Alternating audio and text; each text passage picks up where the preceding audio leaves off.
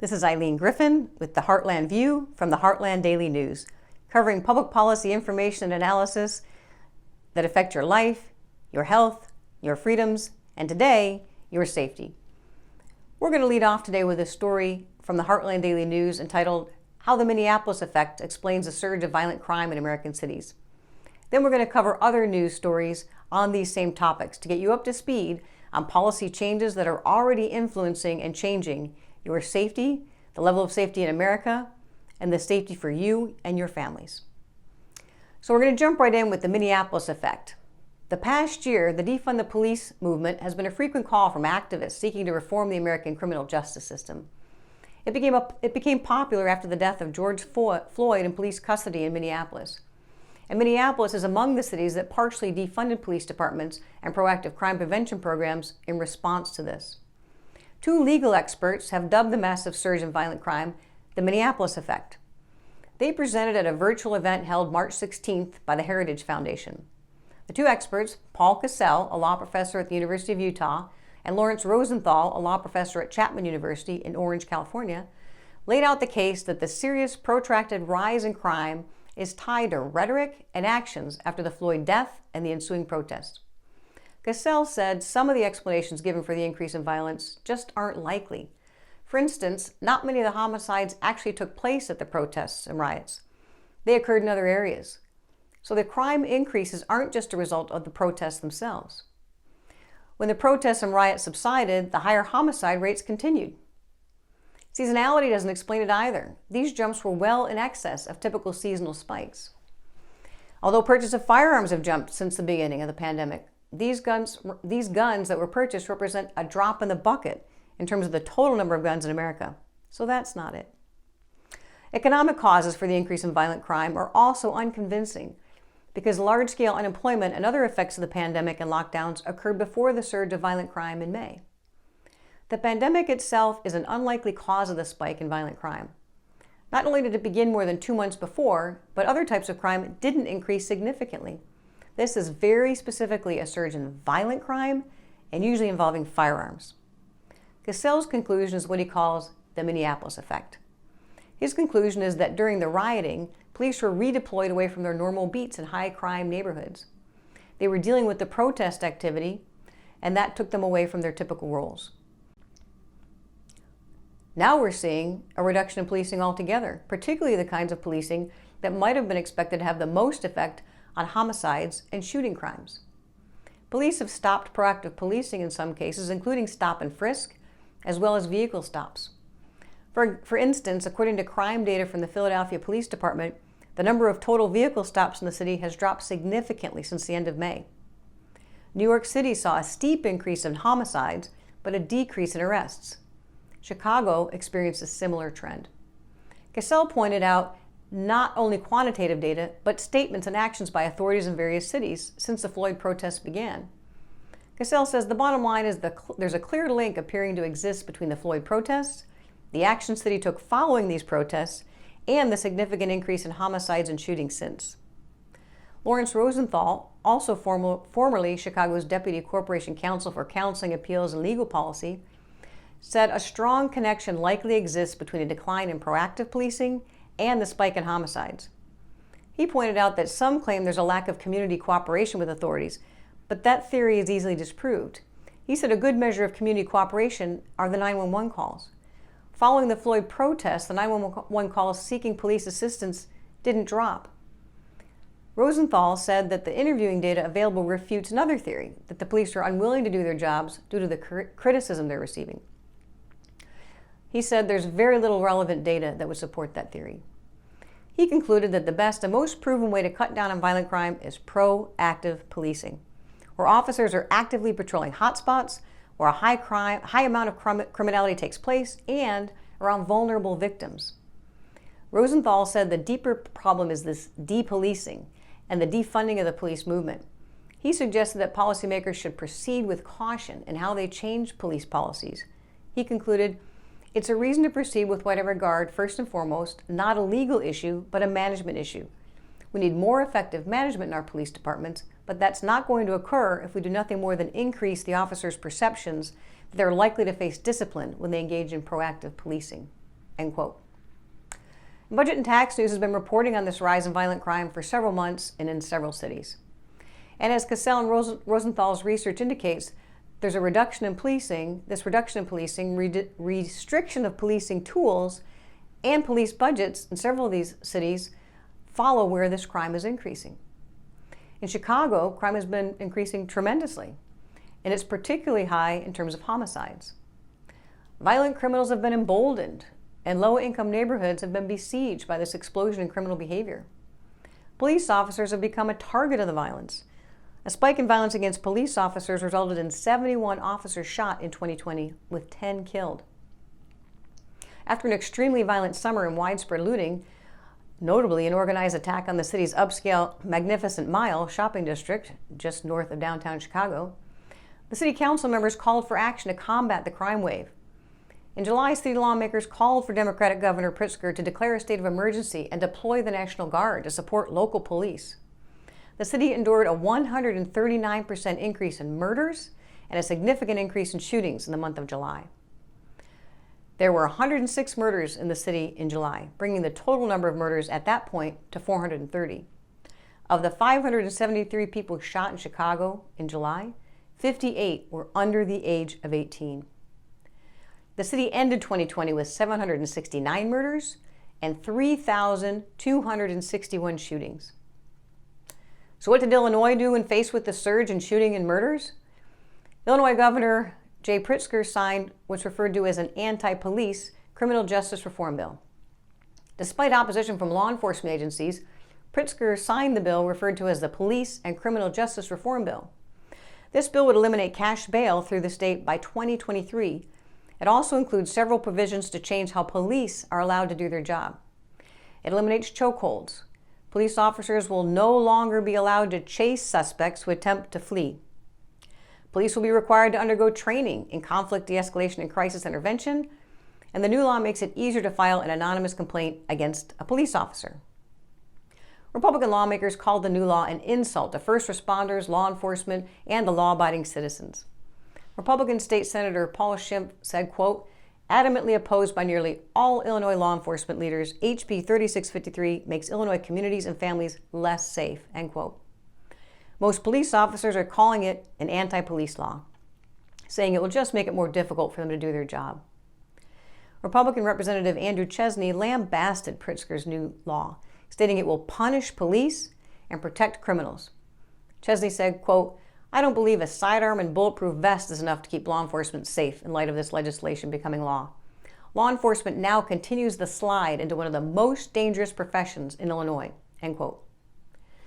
Not only are many police officers in the state concerned about this lenient treatment of criminals, Harvard University urban economist Edward Glazer said the following, quote, history shows progressives tough on police, sympathetic to criminals' policies, result in disaster and misery for much of the public, end quote.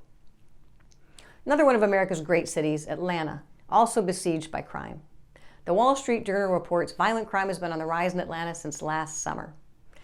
Between January 1st and February 20th of this year, 18 homicides occurred, an 80% increase over the same period last year. Also in that same period, shooting incidents up by 32%, robberies up by 17%, aggravated assaults up by 47%. In the police zone that includes the downtown area, aggravated assaults rose by 24%, and auto thefts rose more than 200% compared to the same period last year. And this trend is a reversal of the trajectory Atlanta had been on. In the past several years, more and more families and wealthier people had moved into the city, attracted to the corporations as good places to work. Now the trend's reversing as crime drives people out to the suburbs and beyond. The rapid increase in crime has coincided with a reduction in police protection. As in many other cities, Atlanta's police force came under siege in the wake of the death of George Floyd in police custody. And these protests that turned to riots, and during this time, police became targets of these violent uprisings. The Atlanta Police Department spokesman Sergeant John Chafee said in a statement, quote, we were dealing with increased hostility towards law enforcement and a decreased sense of trust towards police. Atlanta, as well as many other cities, saw an increase in officers leaving the job, further adding to the challenges faced in keeping our communities safe, end quote. As a result of the hostility and violence, many police officers resigned, leaving Atlanta with fewer officers and less protection for residents. Atlanta City Council President Felicia Moore said, quote, "The criminals read the news, watch the TV, they know you're down officers," end quote. The Atlanta Journal-Constitution reports that 2020 was the deadliest year for Atlanta in decades. The police chief, Erica Shields, stepped down, and more than 200 officers left the force. Fewer officers are on the street, and even children have become victims of shooting crimes. So going from Atlanta to out west, there's been also a crime surge in Seattle. So what's Washington doing, knowing that there's a crime surge in Seattle? Washington State's legislature also considering further limits on police. A bill under consideration in the Washington State Legislature would prohibit several police tactics, including the use of chokeholds, tear gas, and police dogs for pursuing and apprehending and arresting suspects. The bill's sponsor, Representative Jesse Johnson, a Democrat, said, quote, "By doing away with dangerous and harmful tactics, we can begin to rebuild trust between law enforcement and communities of color. We can deliver on true public safety that is equitable and just," end quote. Now remember, Cassell and Rosenthal did this study, and it rejected the notion that there's a lack of trust between law enforcement and the community. Based on such data as the 911 calls and the consistent level of requests for police support, it doesn't indicate that there's a distrust there. So the solution offered in Seattle to better protect the community is limiting police tactics, taking away their dogs. Cowlitz County Sheriff Deputy Brady Spalding says it would be a mistake to eliminate the use of police dogs. He said the animals are not attack dogs, but are used as trackers because of their heightened sense of smell. Spalding told KTVB7, quote, "They're at times the only ones that go out in front of us, and they warn us of danger. It's going to put a lot more cops at risk of getting hurt or killed, and is a danger to the community," end quote. There are 3 other bills in Washington that state Democrats have sponsored in the name of criminal justice. Each of these bills is likely to result in inmates being released from prison sooner. Republican State Senator Mark Schlosser wrote an opinion piece. He said, quote, "In just the first few weeks of this year's session, a number of disturbing measures have been introduced, and if passed and signed into law, they will likely make our population less safe. When serial offenders are in jail, people on the outside are protected from them. For the inmates who would benefit from this bill, early release could allow for a quicker return to victimizing the public," end quote. While the city of Seattle has been besieged by crime over the past year, these proposed bills are looking at reducing sentencing for criminals and restricting law enforcement tactics. Now, the Heartland Daily News has plenty of other stories from other cities on these topics along these same lines, but for now I'm going to move on to a related topic, which is what's going on in the prosecution end of this story. So what's happening with this district attorney? So we've talked about restricting police tactics and defunding the police, but let's say even if the police, everything's working perfectly for them. The next step has to be the district attorney. So if the district attorney refuses to prosecute, then all that effort the police make is useless. So in Multnomah County, for example, and that's where Portland is, Budget and Tax News reported that the district attorney, Mike Schmidt, has refused to prosecute 91.56% of those arrested for rioting in Portland since May of 2020, 91.56%. Now in Los Angeles, they also elected a new district attorney, and he was elected by a majority of the vote. However, he's already facing recall. So a recall effort was started almost immediately after George Gascon was elected to the district attorney's office. Upon election, he forced a massive overhaul of the city's criminal justice system. So the recall proponents say his sweeping changes prioritized criminals over victims. The Washington Examiner reported that Los Angeles suffered a 38% increase in homicides between 2019 and 2020, and a 40% increase in shootings over that same time. Gascon had campaigned on a push for social justice and said attacking systemic racism would be his top priority. He promised he would end sentence enhancements, meaning those with prior convictions for serious crimes would no longer receive extended sentences in prison. He's pushing for sentence reductions and the elimination of the death penalty. He put a stop to most use of cash bail, and he's looking at ways to re-sentence some of those inmates that he believes are serving excessive prison terms. The group pressing for his recall say he is letting dangerous criminals out onto the streets, making the city more dangerous. The group, called Recall George Gascon, has a statement on their website. It says, quote, "He promised a softer and gentler criminal justice system that would reduce incarceration rates for minor offenders and place increased focus on mental health and addiction issues that plague our communities. But the moment he was sworn in as district attorney, George Gascon instituted a series of directives to the prosecutors in his command that have nothing to do with a progressive approach to prosecution and have everything to do with a radical agenda that ignores victims, disregards the law, and endangers the lives and livelihoods of all Angelenos," end quote. Gascon also announced he will severely downsize or eliminate the city's hardcore gang unit.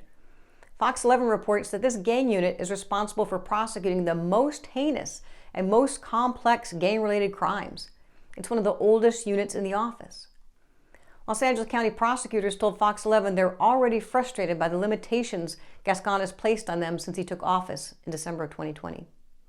The city's in the middle of a crime surge, and prosecutors fear it may become even more dangerous. One of the prosecutors said, quote, "We can already hear in jail cells and interviews with officers on the street telling us the gang members are laughing at them. I mean, it's undermined the credibility of law enforcement in its entirety," end quote. Recently, Gascon decided against pursuing the death penalty for an admitted gang member who murdered police officer Keith Boyer. Boyer and his partner were responding to a traffic collision. The gang member shot both officers, killing Boyer as he fled from the scene. Deputy District Attorney Garrett Dameron said he was ordered to drop the death penalty in the case against his objections. Gascon previously served for 8 years as the District Attorney of San Francisco, where he was known for lighter sentences for criminal convictions. Some residents of San Francisco say Gascon's diversion programs and other policies designed for leniency caused a historic surge in property crimes in the city. The LA Times reports San Francisco's property crime rate jumped 37% during Gascon's tenure, driven largely by a record number of car break-ins. Attorney Luis Robles told Budget and Tax News, quote, "There are several progressive groups putting anti-prosecutors in office. It's continuing to snowball, and it's turning the entire district attorney role on its head. They are now protecting the criminals they once prosecuted," end quote. Robles said the progressive attorneys make local police departments and prosecutors useless. He said, quote, "If these DAs will no longer prosecute crimes, they will render their units completely ineffective and eliminate any deterrence to crime," end quote. Robles said it's no surprise that crime is increasing in cities with progressive district attorneys. Their focus is on rehabilitation, and this focus allows criminals to remain at large and commit more crimes, overriding the purpose of law enforcement, which is to deter crime. Progressive DAs have trouble putting someone away who is a danger to society. Retired police SWAT Sergeant Steve Rodriguez told Budget and Tax News crime will overwhelm the public as more criminals are set free and fewer police are on the street. Robles said, quote, "Even if there's no rehabilitation, prison is prevention," end quote. And that's our report for this week, all on your safety. If you'd like to see full details of all these stories, please go to our website, heartlanddailynews.com. And if you like this information, I think it's very, very important, please feel free to share it with your friends, your relatives, pass it on, post it on social media. And if you'd like to donate to an organization that's working on all of these issues and trying to inform you, please go to the website heartland.org and make a donation. Thank you for your time, stay safe, and have a great week.